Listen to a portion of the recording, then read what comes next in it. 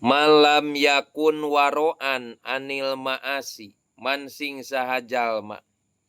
Lam yakun mun teu boga si man teh waroan sifat apik.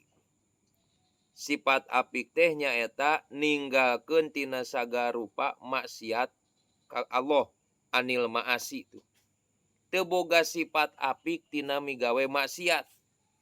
Pabatnul ardi khairul lahu min dohriha.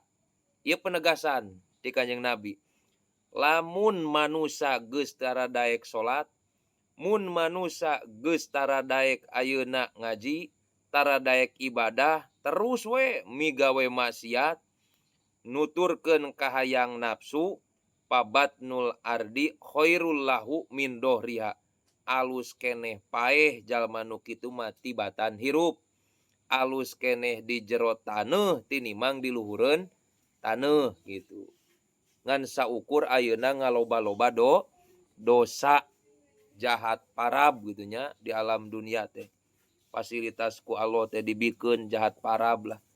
Mending kene paeh daripada ayeuna kudu nambah-nambah dosa. Ieu penegasan ti Kanjeng Nabi. Geus tara daek ngaji, tara daek salat, hayangna maksiat bae, hayang nuturkeun ka hayang nafsu, paeh sia teh. Cek Kanjeng Nabi teh kaya kitu. Tegas Kanjeng Nabi teh.